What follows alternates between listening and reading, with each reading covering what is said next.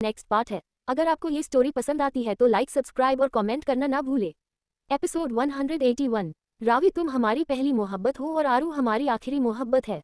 अब आगे। रावी जैसे ही वाइफी शब्द पढ़ती है, उसे जैसे एक झटका लगता है और वह वहीं पर बैठ जाती है।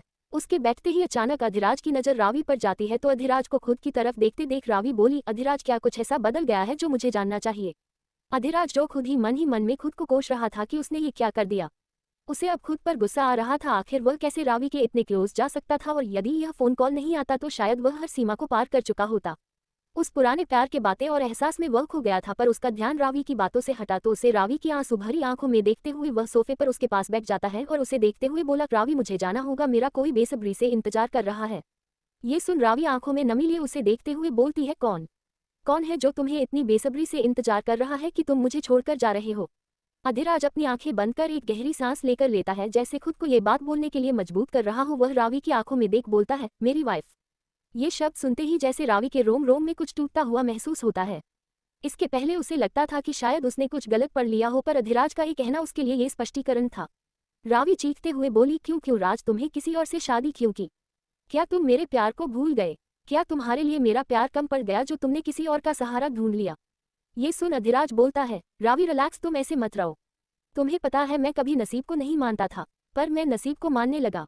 रावी उसे नम आंखों से देखने लगी तो अधिराज आगे बोला, मेरे लाइफ में तुम थी और तुम्हारे अलावा कोई नहीं था, पर किस्मत ने मुझे आरू के साथ जोड़ा, जिसे मैं ना जानता था ना समझता था, पर जब मेरा रिश्ता उससे जुड़ा तो उससे जुड़ता ही चला गया और इतना जुड़ गया कि मैं अब उससे अलग नहीं रह पाऊंगा, और यदि मैं अलग रह भी जाऊं तो वह मुझसे दूर नहीं रह पाएगी। यह बात बोलते हुए अधिराज आरू की उन यादों में खो जाता है कि कैसे वो उसके प्रति पागल है। ये सब सुनते ही रावी का जो अधिराज उसका हाथ पकड़ा था वह हाथ झटकते हुए बोली, तो फिर मेरा क्या? फिर मैं कहाँ हूँ राज, और मेरे प्यार का क्या? तुम्हें उस लड़की के प्यार की चिंता है जो तुम्हारी जिंदगी में शायद कुछ समय पहले आई होगी, पर मेरा क्या, जो इतने सालों से मैं तुम्हारा इंतजार कर रही थी, और तुम मुझे इतनी आसानी से कैसे भूल सकते हो, और तुम किसी और से दोबारा प्यार कैसे कर सकते हो? तुम्हारे लिए मैं तुम्हारी पहली मोहब्बत थी राज। ये सुनते ही अधिराज रावी की आंखों में देखते हुए बीच में बोला, ये सच है रावी कि तुम हमारी पहली मोहब्बत हो, पर एक सच्चाई ये भी है कि आरू मेरी आखिरी मोहब्बत है। ये सुन रावीना में ऐसे हिलाते हुए बोली, नहीं अधिराज नहीं, तुम सिर्फ मुझसे प्यार कर सकते हो, तुमने मुझसे कहा था कि तुम मेरे अलावा कभी किसी से प्यार नहीं कर सकते। ये बोलते हुए वह रोने लगती है। उसकी यह बातें सुन अधिराज बोला, कल तक मैं भी मानता था कि मैं तुम्हारे अलावा किसी से प्यार नहीं कर सकता। तुम्हारे जाने के बाद मैं न जाने कितनी लड़कियों के साथ मैंने अपनी जिंदगी मिलाया। तुम्हारे जाने के बाद मैं टूट चुका था, पर आरू की जिंदगी में आने के बाद मुझे एक अलग ही प्यार की फीलिंग महसूस हुई। कब मुझे उसके बचपने से प्यार हो गया, कब मुझे उसकी हरकतों से प्यार हो गया, कब मुझे उसके गुस्से से प्यार हो गया, मुझे पता ही नहीं चला, और प्यार इतना गहरा हो चला। ये बोल वह चुपकर रावी को देखने लगता है। रावी अब जोर जोर से रोने लगती है और वह रोते हुए बोलती है, राज तुम कैसे कर सकते हो राज, तुमने मुझे धोखा दिया। अधिराज उसके कंधे पर हाथ रख उसका चेहरा खुद की तरफ करते हुए बोलता है, रावी धोखा हमारे साथ किस्मत ने किया है, और फिर भी यदि तुम्हें लगता है मैंने तुम्हें चीट किया तो तुम जो सजा दोगी वह मुझे मंजूर होगा, पर मैं अपनी वाइफ को नहीं छोड़ सकता। ये सुन रावी उसकी आंखों में देख रोते हुए बोली, ये तुम खुद को नहीं मुझे सजा दे रहे हो राज, और रही बात आगे बढ़ने की तो ये कदम आगे बढ़ने का मेरा नहीं था।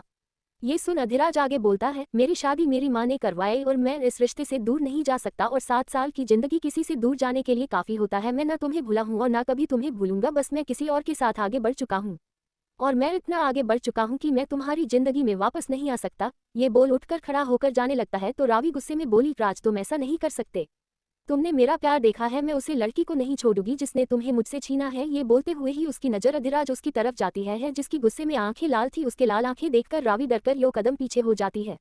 अधिराज उसकी तरफ देखते हुए बोलता है, मेरी बीबी को मुझसे कोई नहीं छीन सकता रावी, कोई भी नहीं। यदि किसी ने उसे मेरे जिंदगी से अलग करने की कोशिश की तो मुझे नहीं पता मैं उसके साथ क्या कर जाऊंगा। अधिराज की इतनी आरू के लिए जुनूनियत देख रावी धक्कर रह जाती है और वह वहीं सोफे पर बैठ जाती है और खुद से ही रोते हुए कहती है, इतनी जुनूनियत तो तुमने मेरे लिए भी नहीं दिखाई थी राज, क्या तुम्हारा प्यार मेरे लिए कम था? ये बोल एक गहरी सांस लेकर अपनी आंसू पोंछ अधिराज को देखते हुए बोली, राज मुझे समय चाहिए। ये कह वह उसके पास जाती है और उसके गले लग जाती है। अधिराज भी उसे खुद से दूर नहीं करता। थोड़ी देर बाद अधिराज वहां से चला जाता है। रावी उससे जाते हुए देख रही थी और खुद से कहती है, इक्वल्स राज, मेरी एक छुवन से तुम अभी भी पिघल जाते हो, मुझे तकलीफ में देख तुम अभी भी दर्द में होते हो, और तुम कहते हो कि तुम किसी और से प्यार करते हो। मैं प्रूफ करूंगी कि तुम सिर्फ मुझसे प्यार करते हो, और मैं यह उस लड़की को भी दिखाऊंगी जो तुम्हारी जिंदगी में आकर मेरा नामो निशान खत्म करने की कोशिश की। यह कह अपनी आंसू को पोंछ लेती है। वही आरू घर पर इधर उधर चहलकदमी कर रही थी। उसका मन घबरा रहा था। वह खुद से ही कहती है, ये डेविल भी ना, बिल्कुल भी इनको मेरे ऊपर दया नहीं आती। ऐसा भी क्या नाराज होना, और वैसे भी पनिशमेंट मैंने दी थी नाराजगी की। माँ और गुस्सा तो यह ऐसे हो रहे हैं जैसे यह मुझे ही पनिशमेंट दे रहे हैं। ये बोल गुस्से में बस इधर उधर टहल रही थी और वह खुद से बुड़बुड़ाए जा रही थी और बोली, मैं इन्हें छोड़ूंगी नहीं, अब इनकी पनिशमेंट और बढ़ाऊंगी, तभी समझ में आएगा कि किसी को तड़पाना क्या होता है। ये बोलते हुए थोड़ी सी सिसक कर रो देती है। तभी उसके कंधे पर कोई हाथ रखता है तो आरू डर कर पीछे देखती है तो वहां पर आदित्य खड़ा था। आदित्य को देख आरू एक गहरी सांस लेते हुए बोली, भाई आप कोई ऐसे भी डराता है क्या? ये बोल उसे घुरती है तो आदित्य हंसते हुए बोलता है, मैडम डरना मुझे तुमसे चाहिए? इतनी रात को भूतों के जैसे तुम टहल रही हो और तुम्हें मुझसे डर लग रहा है? ये सुन आरू उसके पीठ पर हल्का मुक्का देते हुए बोली, आपने मुझे भूत बोला? वह सुन आरू बोला, भूत नहीं चुड़ैल। ये बोल आदित्य हंसने लगता है। थोड़ी देर बाद दोनों ही बालकनी में खड़े थे। आदित्य कॉफी बनाकर आरू को देता है और खुद भी पीने लगता है। तभी आदित्य बोला, वैसे तुम इतनी रात को जाग क्यों रही हो? एक मिनट, कहीं ऐसा तो नहीं कि तुम भाई का इंतजार कर रही हो? ये सुनते ही आरू झेप जाती है और वह बोलती है, नहीं बिल्कुल नहीं, वह तो मुझे नींद नहीं आ रही थी। यह सुन आदित्य हंसते हुए बोला, मैडम आपकी नींद कैसी है? यह मुझसे बेहतर कोई नहीं जानता, पूरी की पूरी निदक्कड़ हो, अब तुम्हें नींद नहीं आ रही? ये सुन आरू कुछ नहीं बोलती और कॉफी पीने लगी। तभी वह आदित्य से पूछती है, वैसे आदि भाई आप क्यों इतनी रात को जाग रहे हैं? ये कह उसे देखने लगती है तो आदित्य अपने दिल पर हाथ रखते हुए बोला, यार दिल बड़ा बेचैन है। यह सुन आरू तुरंत बोली, कहीं ऐसा तो नहीं कोई दिल आपका अपने पास लेकर गया हो? ये सुन आदित्य उसकी तरफ देख कहता है, कुछ ऐसा ही समझ लो। तभी आरू को कुछ याद आता है और वह उसे देख बोली, कहीं ऐसा तो नहीं वो घुंघराले बालों वाला चिपंजी आपका दिल ले गया है? ये सुन आदित्य ना समझ मैं उसे देखा, तभी जैसे ही उसे समझ आ जाता है वैसे ही वह आरू को घुरकर बोला, अच्छा तुम उस शिव की बात कर रही हो? ये सुन आरू हंसते हुए हाँ में सिर हिलाई तो आदित्य उसे घूरते हुए बोला, ऐसा कुछ नहीं है और मैं एक सही और ठीक ठाक आदमी हूँ, कोई टेढ़ा मेढ़ा आदमी नहीं हूँ जो तुम मुझे ऐसे सोच रही हो। वैसे यह बात तुम्हें किसने बताया? ये सुन आरू हंसते हुए बोली, भाई ने, तभी तो हम सभी को विश्वास हुआ। ये सुन आदित्य आरू से बोला, अपने सर का बवाल मेरे ऊपर छोड़कर गया, उसे तो मैं बाद में देखता हूँ। फिर आरू की तरफ देख बोला। तभी आदित्य बोला, आरू मुझे तुमसे कुछ बात करनी है। ये सुन आरू हाँ में सिर हिलाई तो आदित्य बोला, यदि कोई तुमसे रूठा हो तो उसे कैसे मनाना चाहिए? ये सुन आरू से देखते हुए बोली, भाई ये सब फिलॉसफी तो मेरे को नहीं पता, पर इतना जानती हूँ रूठने की भी कई कैटेगरी होती है। ये सुन आदित्य इंटरेस्ट लेते हुए उसे देखते हुए बोला, मतलब? ये सुन आरू बोली, मेरे कहने का मतलब जैसे यदि मैं रुकती हूँ तो यदि मुझे कोई ढेर सारा चॉकलेट और खाने को दे तो मैं मान जाती हूँ। यदि बरखा रुकती है तो उसे मनाने के लिए अगर उसे कहीं मंदिर या कहीं घूमने ले जाओ तो वह खुश हो जाती है।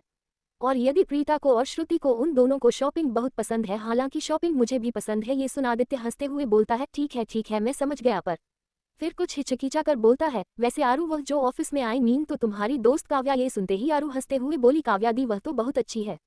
हाँ हम लोग से बड़ी है फिर भी हमारी दोस्त है। ये सुन आदित्य बोलता है, क्या तुम्हें पता है कि काव्या के परिवार वाले कौन है? ये सुन आरू कुछ बोलने को होती है, अचानक को रुककर आदित्य को घुरते हुए बोलती है, -1 मिनट, आप इतनी काव्या दी के बारे में क्यों पूछ रहे हैं?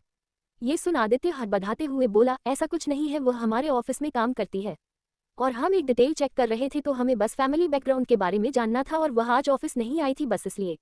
आरू भी उसकी बात पर ज्यादा ध्यान नहीं देती और बोली, हम इस बारे में कुछ नहीं जानते। ये सुन आदित्य खुद से कहता है, क्या छुपा रही हो काव्या तुम? फिर आरू से बोलता है, अब जाकर सो जाओ, भाई का लेट आना जाना लगा ही रहता है। ये सुन फिर से आरू मायूस होकर वह हाँ में सिर हिला सीधे कमरे में चली जाती है। वही अधिराज एक क्लब में बैठा कब से नशे पर नशे किया जा रहा था। आज वह ऐसे दो लोगों के बीच में पड़ा था कि उसे समझ नहीं आ रहा था। रावी का रोता हुआ चेहरा भी उसे दिख रहा था तो उसे आरू का भी। उसने रावी को ये कह तो दिया था पर न जाने क्यों उसे भी बुरा लग रहा था। पर फिर आरू के बारे में सोच उसे समझ नहीं आ रहा था, इसलिए वह जाकर क्लब में बैठ कब से ड्रिंक कर रहा था। पिछले आधे घंटे से उसने न जाने कितनी शराब पी चुकी थी। वही वह क्लब में वह बैठा था, वहां पर लड़कियां की नजर उसके ऊपर ही टिकी हुई थी। एक लड़की तो जाकर उसके पास उसके गोद में बैठकर उसे अप्रोच भी करने लगती है, पर अधिराज उसे अगले पर खुद से दूर धकेल कर बोलता है, अवे फ्रॉम मी। उसकी गुस्से भरी आवाज सुन वह लड़की भाग जाती है। वही एक वेटर डरते हुए अधिराज के पास जाकर बोलता है, सर क्लब ये बंद करने का समय हो गया है। ये सुन अधिराज उसे लाल आंखों से घूरता है तो वेटर डर जाता है कहीं वह उसे मार ना दे और अगले ही पल अधिराज उठता है और जाकर मैनेजर के पास अपने कार्ड को लगभग फेंकते हुए बोलता है, एक बोतल वाइन। वह कार्ड को लेकर स्वीप कर उसे एक बोतल वाइन दे देता है और अधिराज वहां से चला जाता है। अधिराज के दूर दूर ही उसके गार्ड भी थे। कुछ देर में अधिराज नशे की हालत में बड़ी मुश्किल से घर पर पहुंचता है। उसके वहां पर पहुंचते ही वह लड़खड़ाते हुए कदम से अंदर जाता है। उसके अंदर जाते ही राधिका, जिसे अच्छे से पता था कि अधिराज नहीं आया है और उसे ये भी पता था कि अधिराज कहाँ गया था, वह इंटरफेयर नहीं करती क्योंकि वह अधिराज के डिसीजन को देखना चाहती थी। इस स्टेज में अगर वह कुछ भी बोलती तो कुछ भी हो सकता था। राधिका कदम आगे बढ़ती कि विक्रम उसे रोकते हुए बोलते हैं, यह उसकी लाइफ है, उसे आज अकेला छोड़ दो, अगर कुछ भी बोली तो कहीं मामला उल्टा ही ना पड़ जाए। ये सुन राधिका ना चाहते हुए भी अपने कदम अंदर ले लेती है। वही अधिराज अपने लड़खड़ाते हुए कदम से अपने कमरे के अंदर जाता है। वही आरू जो अभी बड़ी मुश्किल से बिस्तर पर लेटी ही थी, अचानक दरवाजा खुलने से उठकर बैठ जाती है और सामने अधिराज को देख वह मुस्कुरा देती है और वह अपनी बेचैन दिल और धड़कते दिल को शांत करने के लिए वह उठकर भागकर अधिराज के पास जाती है। पर उसके पास जा पाती कि अधिराज के पास से आ रही इतनी तेज गंध और उसकी डरा देने वाली लाल आंखें देख आरू अपने 2 कदम पीछे ले लेती है। एपिसोड 182। रावी और आरू दोनों का अधिराज के लिए जुनूनियत। अब आगे। अधिराज बहुत ज्यादा नशे में था। रावी का रोना, रावी को मना करना, रावी को अपनी जिंदगी से दूर करना कहीं ना कहीं उसे तकलीफ तो देता है। आखिर उसने भी उससे बेइंतहा प्यार किया था। पर आज आरू उसकी बीवी थी। पर वह ये भी जानता था कि किसी से प्यार करना और उसे छोड़ना आसान नहीं होता। वही रावी के लिए भी ऐसा नहीं था। पर वह भी मजबूर था क्योंकि वह आरू को नहीं छोड़ सकता था। इस उधेड़बुन में वह क्लब पहुंचता है पर काफी नशा कर वह राजावत मेंशन की तरफ आता है, जहां राधिका उसे इस स्थिति में देखती है। पर वह नहीं जाती क्योंकि अगर वह जाती तो शायद अधिराज जरूर अपना गुस्सा उसके ऊपर फूटता। अधिराज अपने लड़खड़ाते हुए कदमों से अपने कमरे में जाता है, कमरे का डोर खोलता है। आरू जो अभी अभी नींद के आगोश में जाने को होती है, अचानक डोर खुलने से वह तुरंत उठकर बैठ जाती है। अधिराज को देख उसका बेचैन मन शांत हो जाता है, पर दिल की धड़कन को सुकून के लिए उसके पास दौड़ जाती है। भले ही वह गुस्सा थी पर अधिराज का इतनी देर तक न आना उसे बेचैन कर गया था और जैसे ही अधिराज के पास जाती है पर अगले ही पल उसके कदम रुक जाते हैं। उसे अधिराज की तरफ से एक तेज गंध आई और वह अपने कदम पीछे ले लेती है और वह अधिराज की तरफ देखती है जो लाल आंखों से उसको ही देख रहा था। ना जाने क्यों आरू को एक डर सा लगता है। वह हकलाते हुए बोलती है, डेविल आपने ड्रिंक की है। ये सुन अधिराज उसकी तरफ कदम बढ़ाते हुए बोलता है, नशा ही तो किया है तुम्हारा, जिस वजह से कोई और दूसरा नशा ही नहीं चढ़ा। शायद ये बात अधिराज कभी और बोला होता तो आरू के लिए काफी अच्छी बात होती। पर आज अधिराज का ये बोलना, उसका लुक देखकर आरू डर रही थी। वह अपने कदम पीछे लेती कि अधिराज कदम उसकी तरफ बढ़ाता है। आरू घबराकर अपने कपड़े को पकड़ बोलती है, डेविल मेरे हिसाब से आपको सो जाना चाहिए। ये बात बोल वह जाने को होती है कि अधिराज पीछे से उसका हाथ पकड़ लेता है। उसके हाथ पकड़ते ही आरू उसकी तरफ देखने लगती है। अधिराज को ऐसे देख आरू को नहीं रहा जाता तो वह जाकर उसके सीने से लग जाती है और उसे कसकर पकड़ लेती है। अधिराज उसका वैसे ही एक हाथ पकड़े एक हाथ कमर पर रख वैसे ही खड़ा रहता है। तभी अचानक आरू को अधिराज की आवाज सुनाई देती है तो अधिराज आरू की आंखों में देखकर बोलता है, क्यों आई तुम मेरी जिंदगी में। ये सुनते ही पहले तो आरू को समझ नहीं आता पर अगले ही पल अधिराज बोला, न तुम आती, न उसे कभी हट होता, न वह कभी रोती, क्यों आई तू मेरी जिंदगी में। ये सुन आरू के दिल की धड़कन बढ़ जाती है और वह घबरा कर बोली, डेविल आप कैसी बातें कर रहे हो। ये सुन अधिराज उसका झटके से चेहरा पकड़ खुद के सामने करता है। उसके ऐसा करते ही आरू के मुंह से हल्की सी चीख निकल जाती है। ना जाने क्यों उसे अधिराज से एक डर सा लग रहा था। तभी अधिराज बोला, तुम्हें मेरी जिंदगी में नहीं आना चाहिए था। ना तुम मेरी जिंदगी में आती, न मैं तुमसे कभी इतना बेइंतहा प्यार करता और ना ही कभी उसे हट होता। ये सुन आरू को घबराहट के मारे आंसू आ जाते हैं और वह घबराकर बोलती है, डेविल आप किसकी बात कर रहे हो। डेविल कौन आपकी जिंदगी में आया है। क्या कोई है जो आपकी जिंदगी में। ये बोलते हुए आरू की आवाज रुक जाती है। ये सुन अधिराज आरू को देख खुद के करीब कर बोलता है, काश मैं समय को पीछे ले जाता जिसमें हम मिले ही ना होते। ये बोलते हुए अधिराज की आंखों से एक बूंद आंसू गिर जाता है। उसे अपने और रावी के बिताए हुए पल याद आने लगते हैं। ना जाने क्यों आरू के अंदर डर समाने लगता है अधिराज को खोने का। वह अधिराज के शर्ट को पकड़ उसके करीब होते हुए बोली, डेविल मुझे नहीं पता कि मुझे आपकी जिंदगी में कब कैसे आना चाहिए था या नहीं आना चाहिए था, पर मैं आपकी जिंदगी में आ चुकी हूँ और मेरे और आपकी जिंदगी में कभी कोई शामिल नहीं हो सकता। ये सब बोलते हुए आरू की आंखों में आंसू आ जाता है और वह आगे बढ़कर अधिराज की आंखों में देखकर बोली, आप सिर्फ मेरे हैं, सिर्फ और सिर्फ मेरे हैं और किसी के भी नहीं। और यदि हमारे बीच में कोई आने की कोशिश करेगा तो मैं उसे आपकी जिंदगी से बहुत दूर कर दूंगी, चाहे वह आपकी कितनी भी करीब हो। ये बोलते हुए आरू अधिराज के होठों पर अपने होंठ रख उसे किस करने लगती है। ऐसा लग रहा है जैसे वह अधिराज को जबरदस्ती अपनाना चाह रही हो। उसे अपने रिश्ते में कुछ छूटता हुआ महसूस हुआ। पहली बार अधिराज की आंखों में उसके लिए उसके जिंदगी में आने की एक नाराजगी दिखी। ना जाने क्यों उसके दिल की धड़कन बढ़ जाती है और वह अधिराज के होठों पर होठ रख अपने एहसास को अधिराज के अंदर भरना चाहती थी और उसे एहसास दिलाना चाहती थी कि आप सिर्फ मेरे हो। वही लगभग 2 मिनट के किस के बाद ही आरू हाफ रही थी और वह अधिराज के होठों से दूर होती है और अपने नजरें उठा अधिराज को देखती है तो अधिराज उसे ही देख रहा था। अधिराज के चेहरे पर एक स्माइल थी। वह उसने चेहरे को पकड़ उसकी आंखों में देखकर बोला, क्या सच में तुम हमारे बीच में किसी को आने नहीं दोगी। आरू उसकी आंखों में देखते हुए बोली, किसी को नहीं। ये सुन अधिराज उसे सीने से लगा लेता है।